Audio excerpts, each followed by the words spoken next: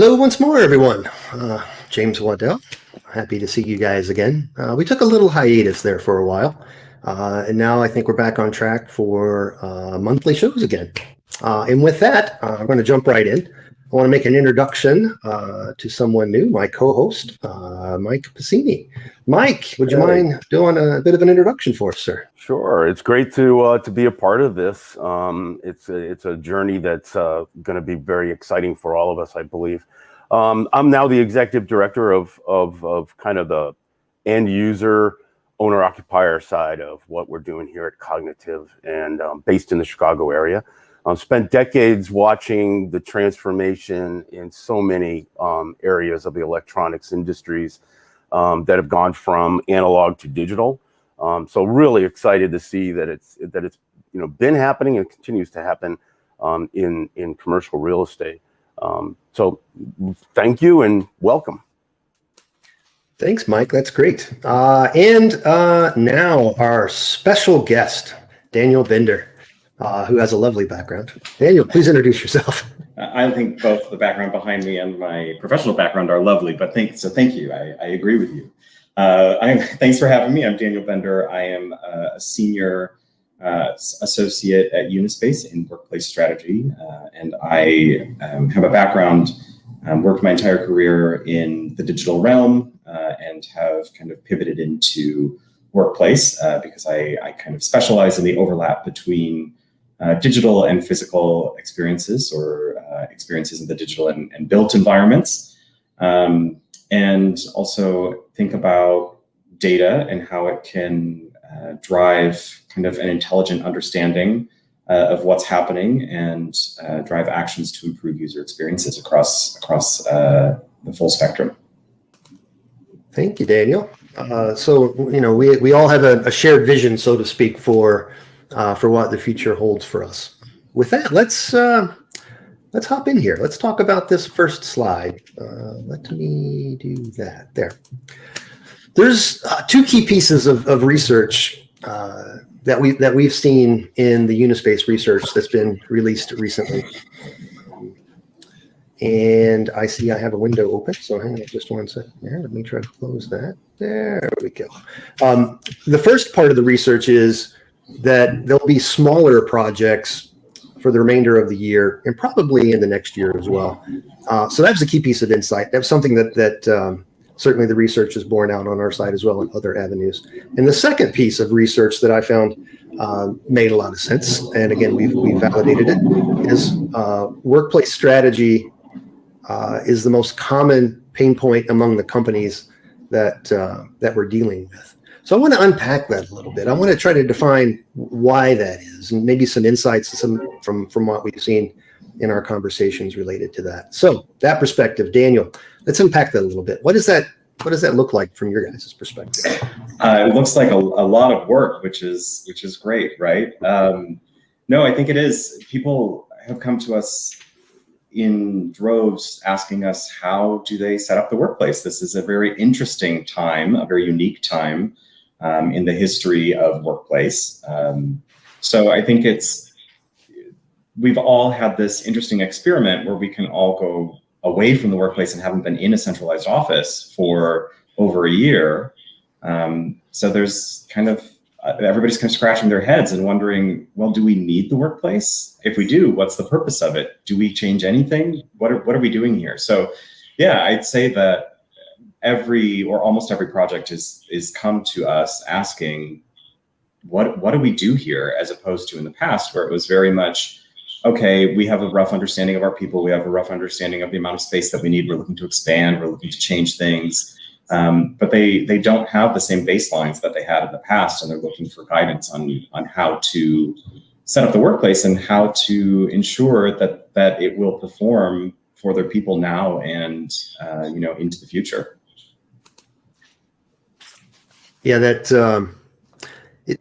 it's interesting, right? There used to be a source of data, let's call it utilization data, that we all had access to. Maybe it was badge data, maybe it was a workplace strategy where we had someone going around and auditing how the space was being used. And it was good enough. That's what gave us information on how to optimize the space.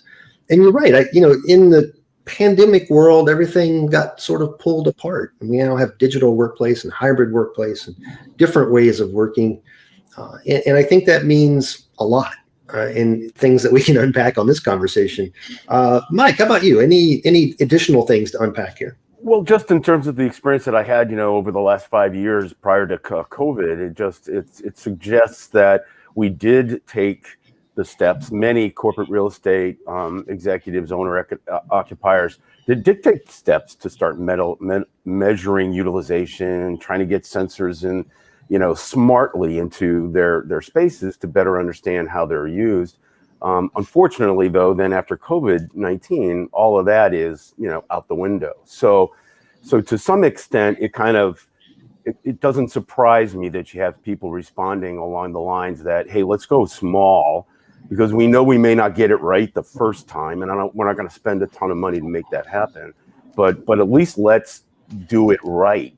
Not right, but let's do it in a way that's a more data-driven way in terms of how do we want the outcomes to be realized. Yeah, and I think something else to add to that is that clients aren't just looking at utilization anymore as a source of truth. It's an important component, but they are now, their eyes are open to all different sorts of data and all different ways that they can gain intelligence and kind of get direction to how best to build their workplace. And so there's a lot more.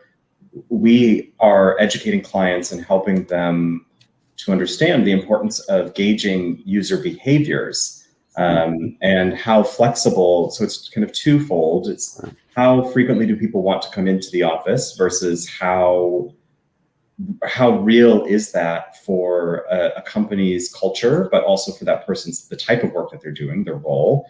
And then also, what are their behaviors and their needs, and how do we think about how to group people in terms of their behaviors and needs in order to then set a baseline for determining how a workplace we can actually measure if it's supporting those people or not. Well, first we put a plan together to create the workplace, but then we can measure to determine if it's doing its job or not. Right. I think you touched on something there that's really the context of this entire conversation. And you mentioned it earlier too, Daniel, and Mike, you also mentioned it. In terms of, do we need the office? What does that mean to us anymore? I mean, in the pre-pandemic world, the office is where we kept our productivity tools. It was a place where we went to do our work. Occasionally, we worked from home. But really, what we've seen is the office, historically, the office was something that we knew we needed. It was the embodiment of the brand of our corporation. It was a place that was ours, right? That we went to. In a post-pandemic world, we know data suggests strongly enough that I know that we can be productive when we work from home, and we can collaborate well when we work from home. So what then becomes the need for the office? And I think there's some very good answers to unpack there. Let me pull up this graphic. When we look at top of minds for HR, and the top of mind or the careabouts or the things that keep our personas up at night, we can look at facility management and we can look at HR. And I pulled there's two sources here that I pulled data from. The top is HR. When we look at that data set, what we see is that they are worried about quelling employee duress during a time of uncertainty. In my words, there's a high anxiety level as to what's happening about return to office, about where the corporation's going, the economy's going. How can HR reduce that anxiety? Delivering on diversity, equity, and inclusion promises, self-explanatory. Improving operational efficiencies. I think from an HR perspective, what that means is reducing the conflict between humans to move the organization forward. And then lastly, making remote work work. In my terms, I think what that means is making hybrid workplace work effectively. And there's some careabouts and concerns that are related to that. Now, on the other side of that coin, that's HR. On the other side of that coin, facility management. They're worried about sustainability. And in this context, that's a really big bucket. That's repurpose, reuse. That's environmental concerns. It's being green. It's all sort of contained into that bucket called sustainability.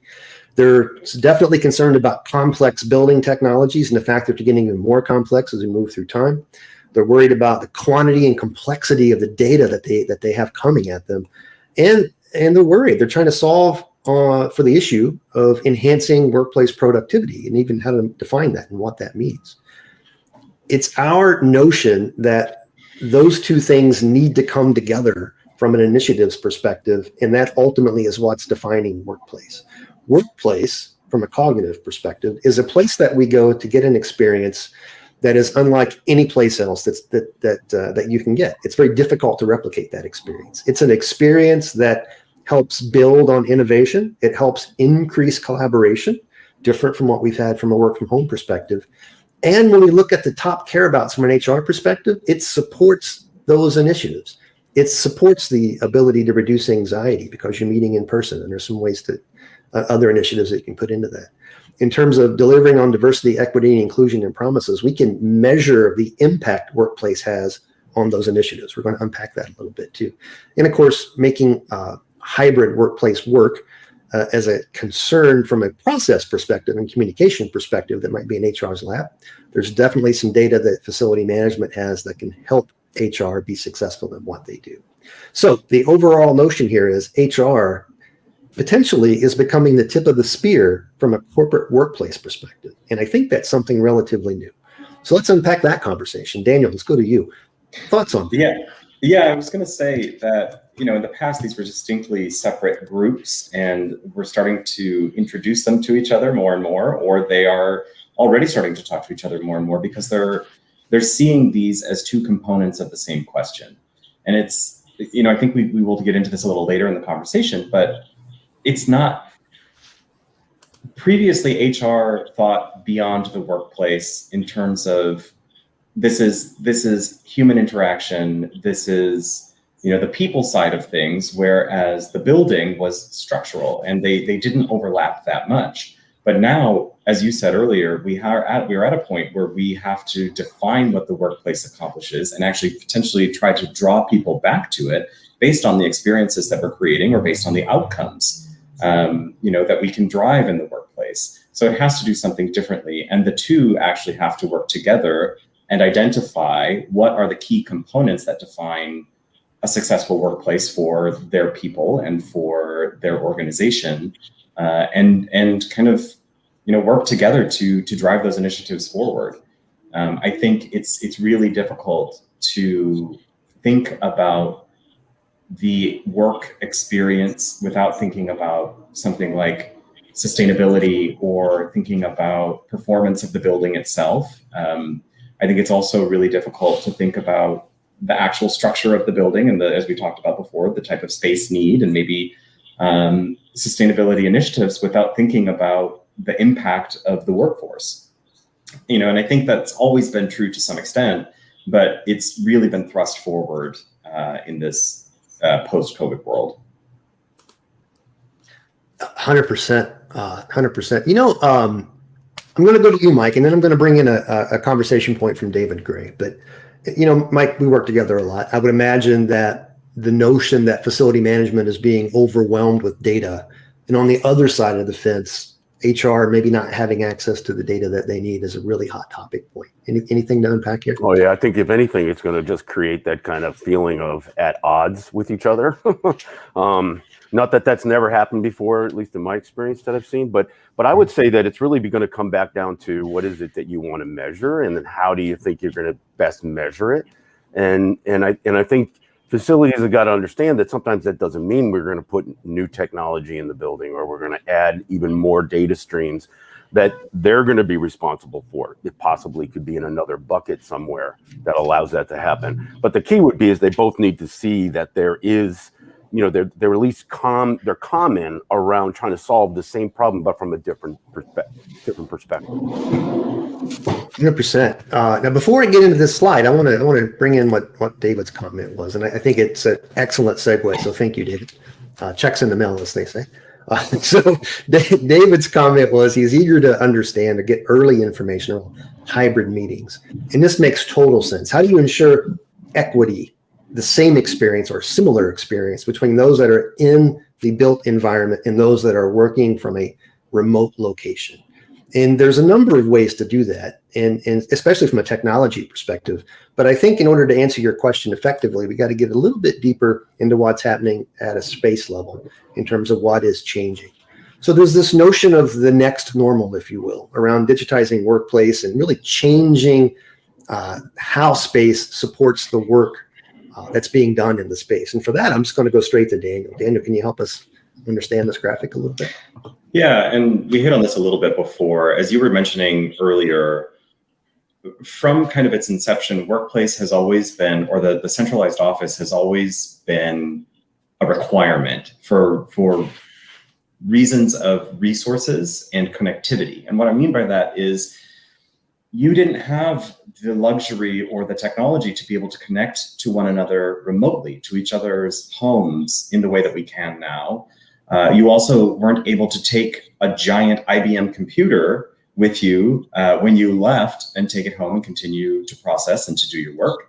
Not to mention that if you took it, then somebody else couldn't use it. You know, it was a multi-person resource. So the workplace kind of formed out of the need to bring those people together and the need to have them at close proximity to the resources themselves. And I think what they learned is that there's some magic that happens in the workplace when you have those people together, if you support it, if you set it up correctly. However, what we've been kind of working towards this digitization of work, and there's been a lot of talk about it for years. And we've seen a lot of advancements in the technologies that are used to kind of eliminate some of those initial needs that we had for the workplace, which are some of those resources such as computers, or, obviously some people still depend on resources in a central location, but also thinking about being able to communicate with one another, to be able to collaborate on a project. So we've had this incredible opportunity to really push this digitization, the capabilities of digitization of work to its limits during the pandemic. And what we've learned is that some things are really great digitally, that we can do much more probably than we ever thought we had. And companies are seeing that as well. Culturally, they were holding on to keeping people in the workplace before, and now they're far more open to the idea of this flexible approach to work. So when I think of the next normal, it's not necessarily thinking about moving everything from analog to digital, but it is about what is the appropriate balance in terms of what does the workplace stand for? What is it now that it is freed up from having to accomplish everything like it did for most companies pre-pandemic, to what can it really do? What is that magic that it can turn? How can it create meaningful experiences that can drive outcomes for users as well as for the business itself? Now, where I do think that digitization is everywhere, whether it's in the physical environment or whether it's when you're working remotely, is in the ability to measure how people behave and how the spaces are performing. That is a component that's the only part of workplace that I think will be completely digitized. Mm-hmm. Yep. Mike, anything to add there? I think Daniel said it pretty well. I don't know that anything more has happened and is going to continue to happen that doesn't always involve, some conversion, some transformation from, kind of an analog kind of way of thinking to a more digital type of thinking. But I think what we've said in many cases, James, as you and I have talked, is, it's very nuanced. And I think that's what Daniel's getting at, is in some cases, you are just not going to be 100% in either one of these realms. So you have to think about which works best for what it is that you want to do, and then deploy what you can to make sure that is the reason why people would want to come back to the office or work in another space. Yeah, I think those are exceptionally valid points and things that need to be baked into the workplace strategy. Yeah. Absolutely. David, let me just touch on a little bit about what your thought was there about hybrid meetings. I think what we used to do in a post-pandemic world is we would have the room as a participant, and then we would have remote workers who would join the room, and you'd have a view of the room, and you'd have individuals, maybe 2 or 3 who are part of the conversation. I think just if we take that one little context and use case, I think that's changed. What we're used to for the last more than a year now is individuals being part of a meeting like we see now. Now that can be solved technologically in that we don't connect the room to the individual participants. We ask the individuals maybe to bring in their own gear, their own laptop, so they connect, even though they're sitting in a room together, maybe they join with their laptop. There's also some newer gear that's coming out that when a participant speaks in their inner room, you'll have a room view, but when I start speaking, it comes in and now it shows only me to the hybrid workforce or to those who are not in the room. And that gives a sense that we're in a meeting similar to what we are now, that we're individuals that are part of a group meeting as opposed to a few individuals in a room that's having a conversation. I think there's a whole etiquette. I think there's a whole humanistic component to our culture that we've got to figure out still. And that's why I think anthropology is a great source of data, and you should be having conversations with anthropologists. I know that sounds a little strange, but understanding human behavior and how that take that into account in moving forward in terms of developing our culture in this new way of working, I think is absolutely critical. And I had forgotten that question was out there, and I had a thought, and actually want to expand on something that you said a moment ago in terms of equitable experiences, and that is a big focus. Some companies are less concerned about creating equitable experiences between the people who are remote and the people who are present in the office because they want to make the office better and try to pull people back. But that's not necessarily the right approach. Again, it depends on your culture. I think that there is an opportunity to create equitable experiences and depend on something else. There is an energy that comes from being in person with other people. And there is also the ability, or I would say the future of the workplace as we see it is more about that energy and less about the independent self. And so I think when you think about equitable experiences too, you have two ways that you can approach it. One is you can go the individual self route, as you mentioned, where you don't necessarily set up the room to be an immersive strategy or an immersive setup, and you ask each person to have their individual tool. Or you can go the group and actually think about, well, now how do we make this person who's remote actually feel present in the room and feel that they are having an equitable experience to this incredible experience that is set up for these folks in the room. And that's the way that I tend to think about it when I work with my clients. And one of the big pushes for this is to remove the walls. And I don't mean remove the walls from all meeting rooms, but meeting rooms are a limited resource, and they really are only meant for a certain type of gathering. But because we didn't accommodate different types of gatherings, ad hoc gatherings, brainstorming sessions, meeting rooms were constantly full. And we had everybody in the office. But now if we free up some of that workstation space, the focus space, we can turn it into a different combination of collaboration and community spaces. And so you can actually have spaces that are not traditional meeting rooms, but that are still enabled with very flexible technology, so that you have two people who happen to be in the office at the same time, and they sit down in a collab lounge or in a space set up for two people to talk. They roll over that monitor that is set up to engage that third person, and suddenly you have kind of equitable opportunities if you're using something like a virtual collaboration tool like Miro or Mural. You have people essentially doing the same thing, whether they're in person or remote. They're all having a relatively similar experience and able to contribute, and nobody feels left out. That excellent insight. And again, we have a comment that is an excellent segue into our next piece. So let me bring in this in. Brian Ensign. Brian, you owe me a call. So Brian and I have known each other for a few decades now. But let me read his question. What are your thoughts on enabling creativity in a virtual environment that may be missing from the in-person space? It seems proactive creativity may be suffering. Completely agree. And I think it's an excellent segue into the purpose of an office, particularly around the context of space planning and workplace strategy. So again, Daniel, I'm going to go straight to you and ask you to help us set the framework for what this slide is showing us. Yeah, and I'm not 100% sure I understand Brian's question, but I think in terms of creativity, I think we can free it up from being something that's remote versus in the office. I think we have the opportunity for people to select where they feel they're the most creative, what environments support them best.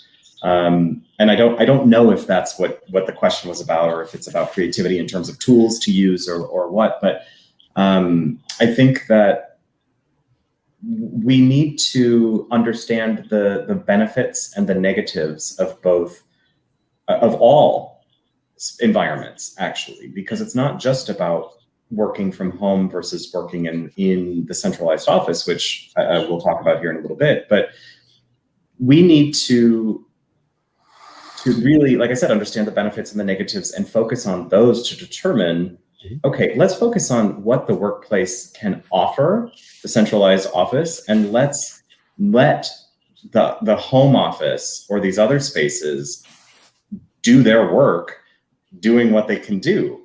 So the central workplace now has an opportunity, like I said before, it's freed up from having to do everything. It's freed up from having to focus on all these tasks where there's not necessarily a lot of magic, and actually you have a lot of people who feel a little left out from the way that the previous workplace was set up.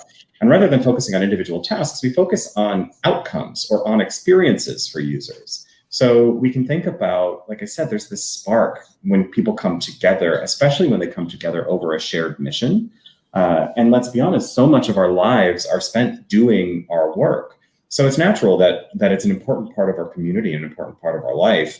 And it's something that we should be focusing on building and strengthening within our companies. So this isn't obviously to say that the home office is only where you go to do your individual work. There are certainly scenarios where people would prefer to work in a central office, or maybe it's better for them to work in the central office depending on the type of work they do, but it's a far smaller number than it had been in the past. And so you can have the opportunity to focus on these more dynamic and energetic offerings that the workplace kind of creates.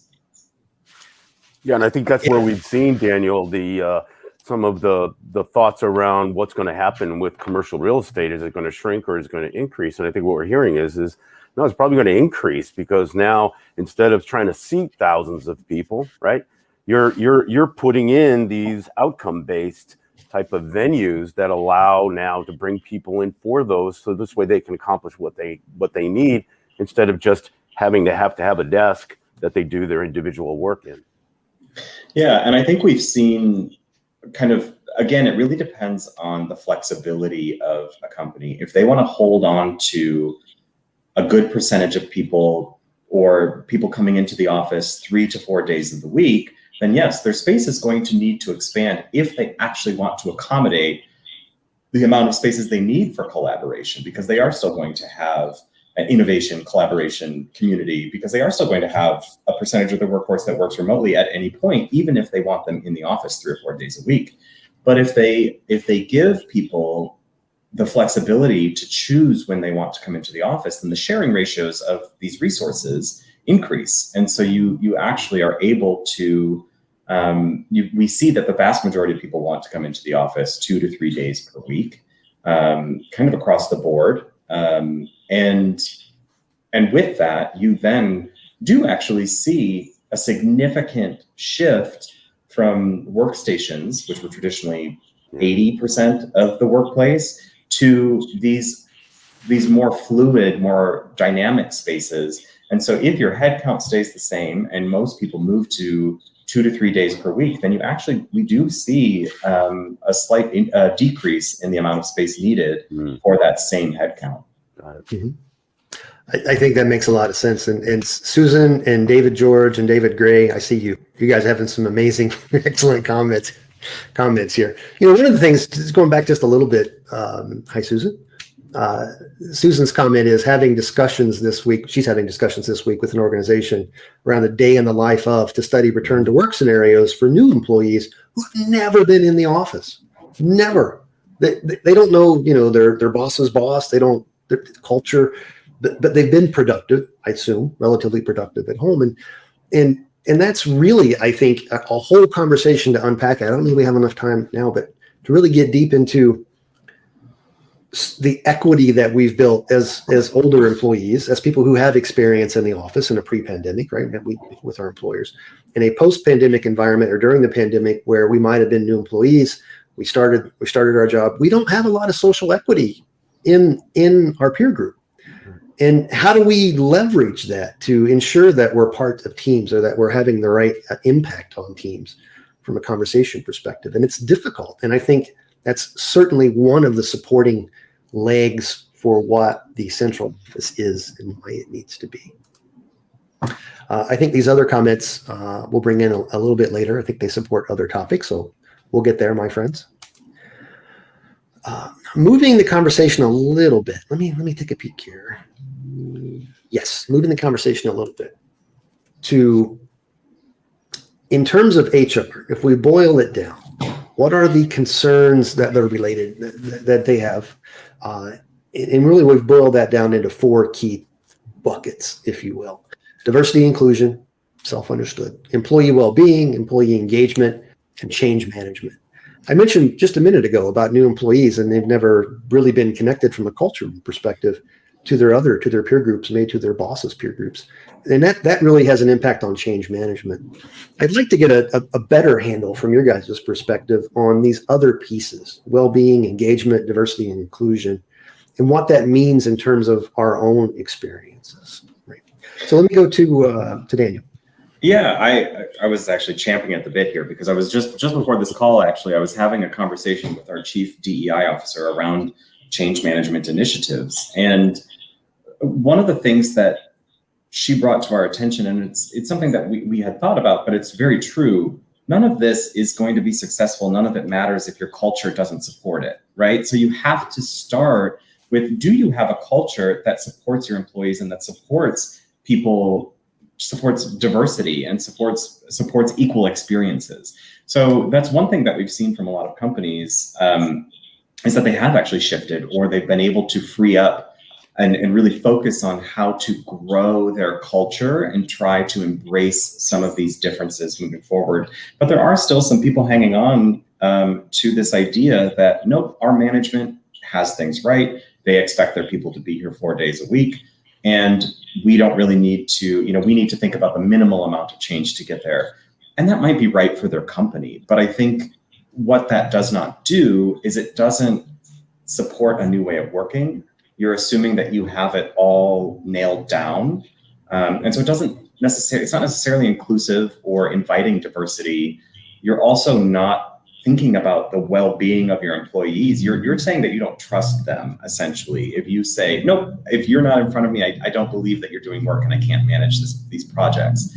So I think that, there's a huge component of HR really having to push the culture, and those of us in workplace strategy trying to push the culture. And we'll get into this later as well. There are ways to measure effectiveness and measure innovation and measure well-being, and also to measure kind of how people are interacting with each other and growing new connections without having to physically see it in front of you in person. So that's not to say that the in-person component, as I've said several times now, isn't important. It's just not the be-all end-all.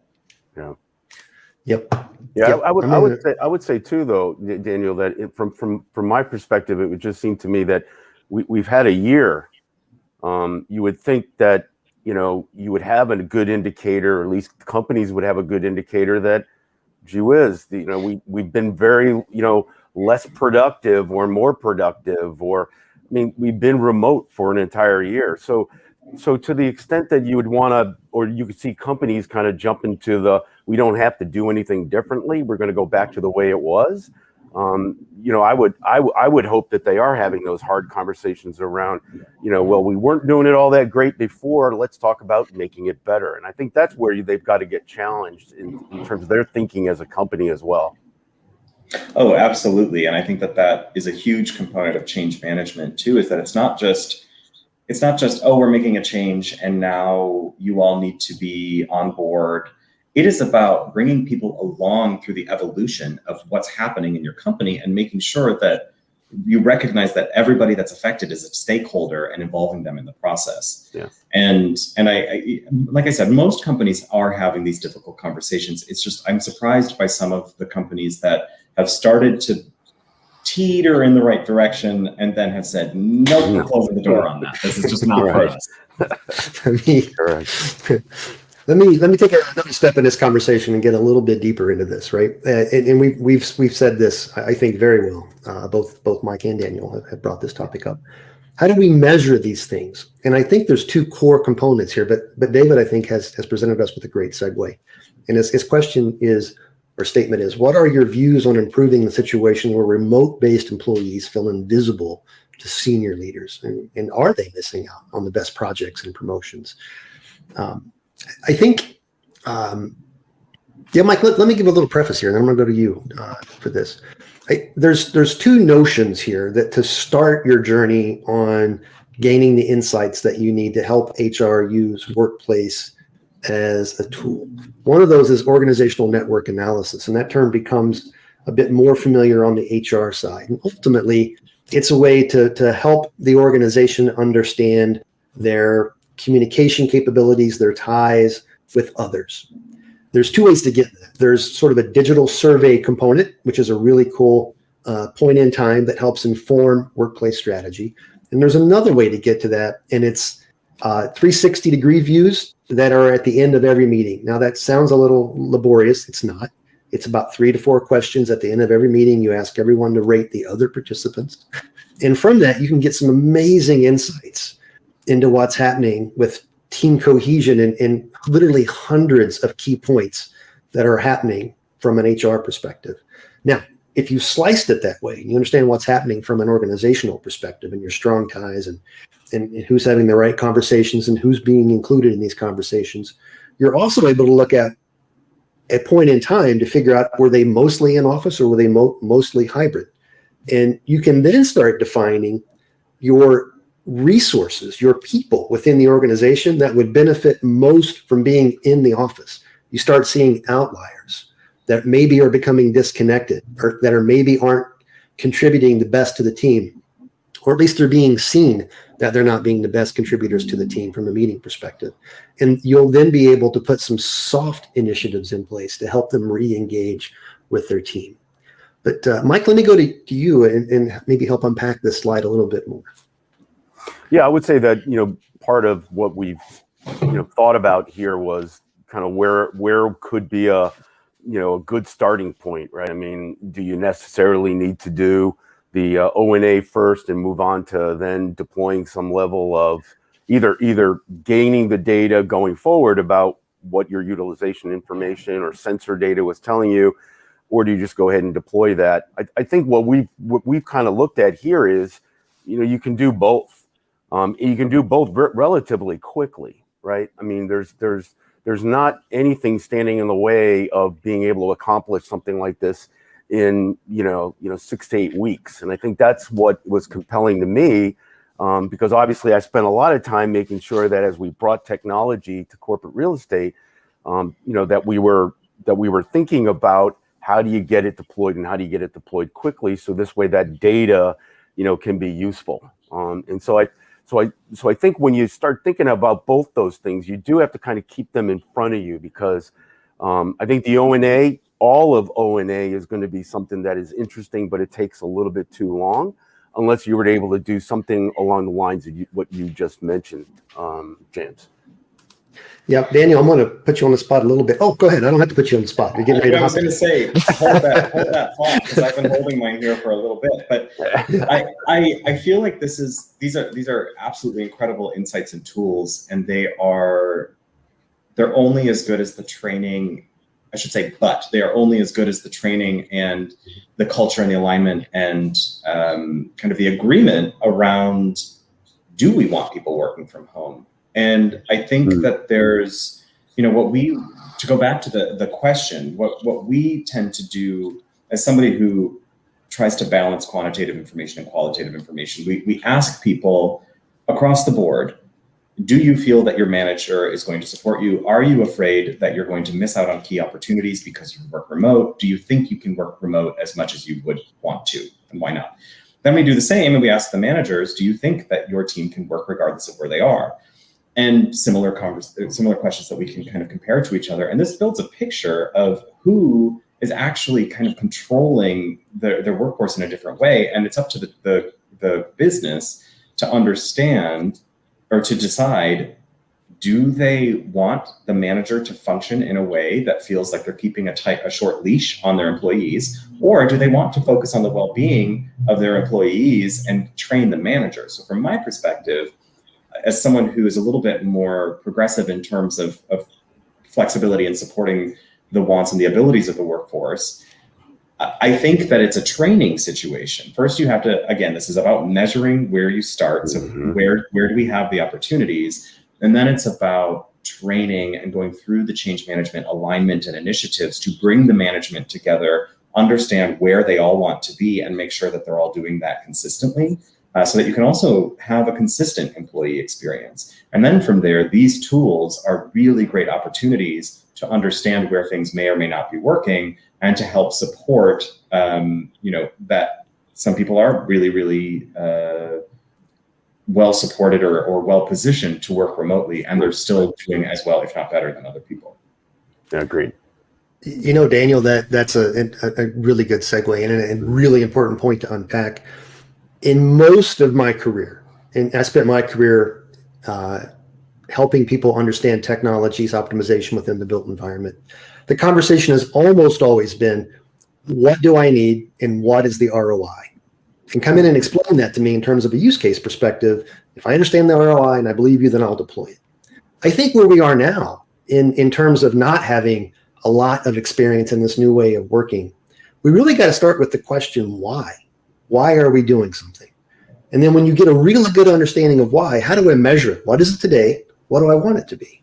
And if I understand that, then I can start to unpack the what I need to do in order to support those initiatives. And I think that's probably more true from an HR perspective. I think that's just the way that they're used to going about their initiatives and how they define things. And I think that's a relatively new way of thinking from an IT perspective and from a built environment perspective. So to move this forward a little bit, I know we said why, but it is a really good starting point. And then we're going to go right to the what. but let me ask Mike to unpack this a little bit for us. Mike, what do we see here? Yeah, I mean, what you've got here is, obviously quite a lot that has been deployed out there already today, that if you can bring those pieces together, both from an infrastructure standpoint, as well as the integrations to use case type of scenarios, I mean, you can come up with something that kind of resonates to what you were mentioning, James, around, kind of a return on investment.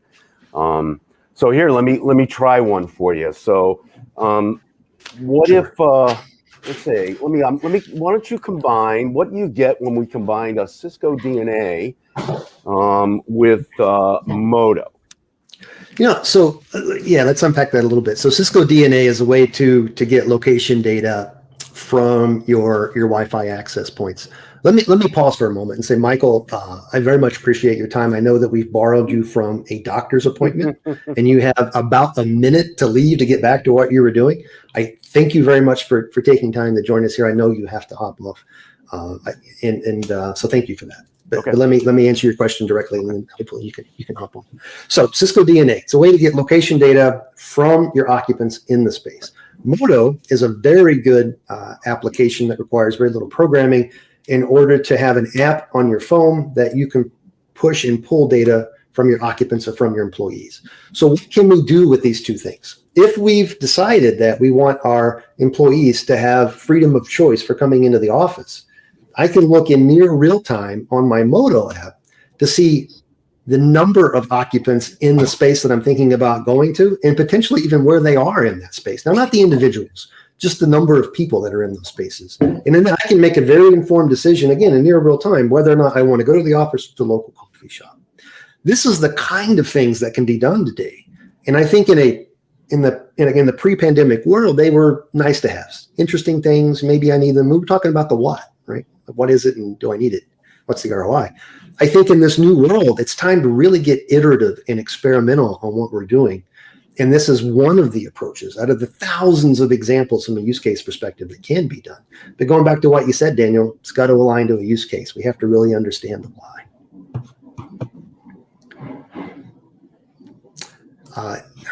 Let me go to this slide real fast. We talked a little bit about how to measure some of this stuff, right? And this is from a meeting-based perspective. You'll see this notion called MPS, which is a meeting promoter score. It's a way to get a 360-degree view of what's happening with your audience, with your participants in that meeting.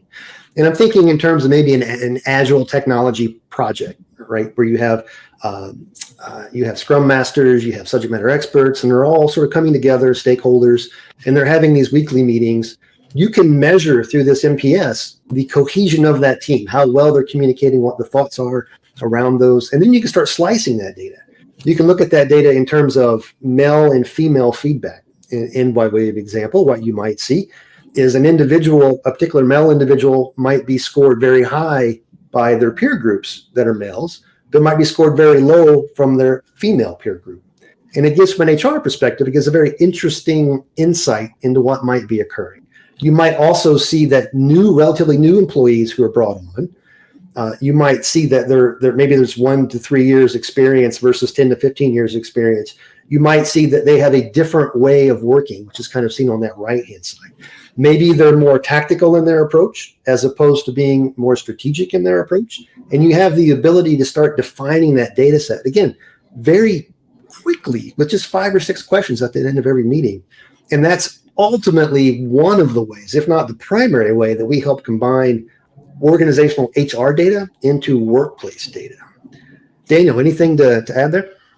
Yeah, I was just going to mention something that you and I have talked about previously in terms of this is all, it can feel a little bit big brother, and I think it's really important to understand what is the type of data, where does it feel okay to give this type of data to HR as identifiable information for the workforce versus when do we keep it unidentifiable when it's to someone like HR, but then push maybe some of these insights to the individual users so that they can read some of it and try to change their own behavior and get some of those insights.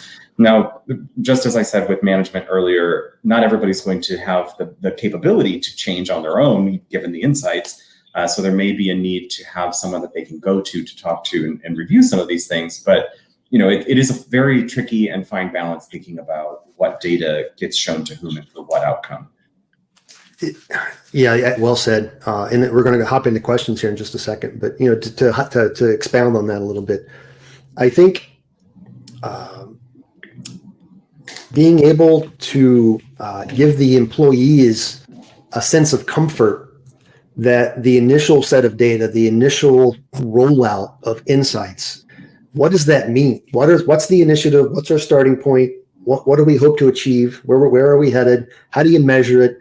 Give me as an employee a sense for how my actions benefit the organization in these measurements. And you democratize that, you push it out.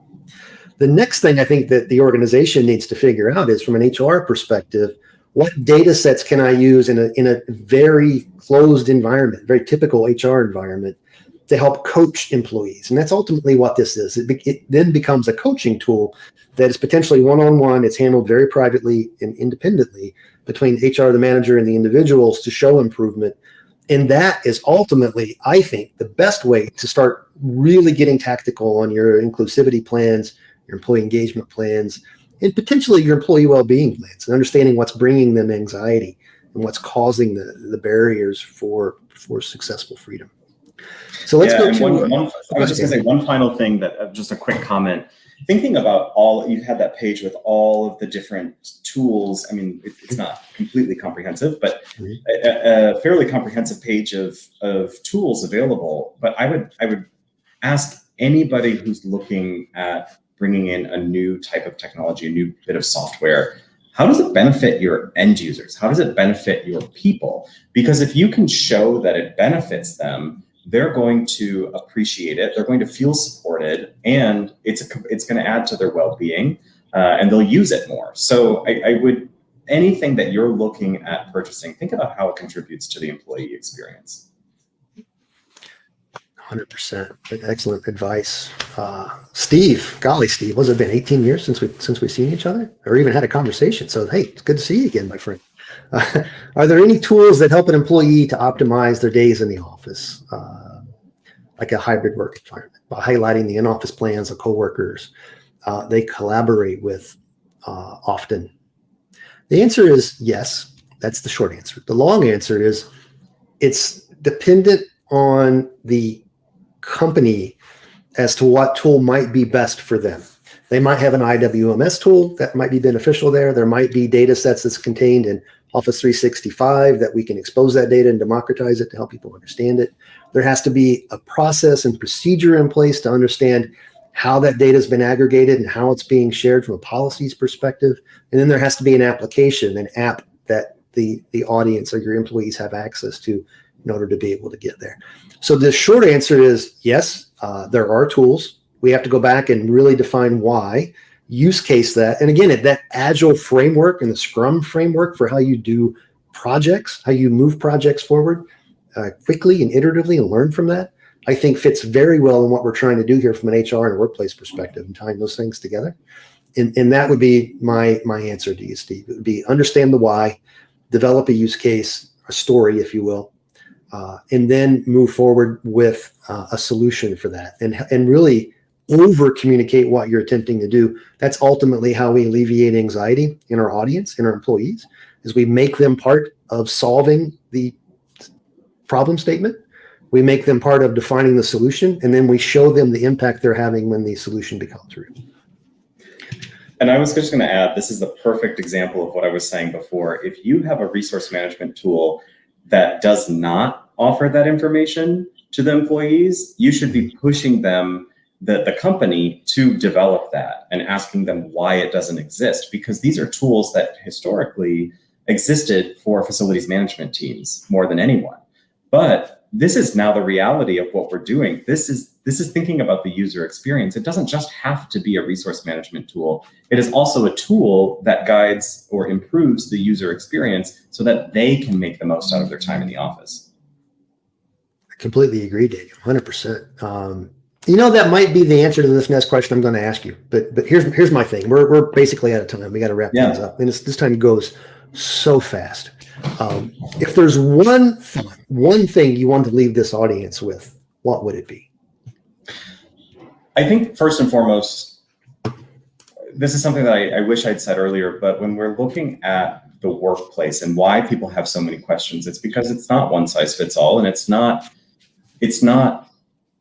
a single solution. It's very much dependent on every company and their workforce. And so it's not strange, or it's not unforeseen that everybody's asking, well, what do we do? It's because in the past they kind of knew, you put one, relatively speaking, you put in one desk for one person, and then you figure out the rest of the space. And that's just not the case anymore. So I think, there's a big component of really being able to dig in and understand your workforce, marry that into your business objectives, and determine how together that kind of becomes what your space should be. Love that thought. So on behalf of Michael and I, Daniel, I want to say thank you for your time on being a guest on this show. It's been a pleasure. Thank you. Just seeing some of the comments here, I think it's very well received. Here's just an example from Be Brave, well said. So thank you, Be Brave. So, I think in closing, what my comments that I'd like to leave you with would be, going back to facility management from a building perspective and understanding that they feel a little overwhelmed from the complexity of the systems that are being deployed to manage the building, much less the workplace. They feel a little overwhelmed about data and what they do with it. And I think it all goes back to what we really stated earlier, and I want to put a really fine point on it here is, do you really have a firm grasp on the why?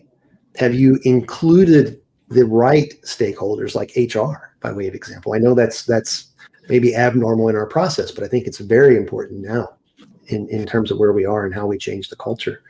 And aligning your corporate initiatives to a single set of goals where workplace becomes a tool. It now gives you meaning and context on the data that you have, how it's being used, the insights that you're driving, and what the impact is you're hoping to have.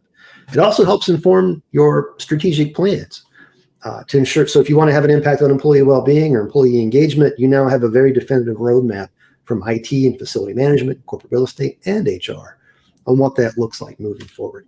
If you want to learn more, please feel free to reach out to anyone on this call.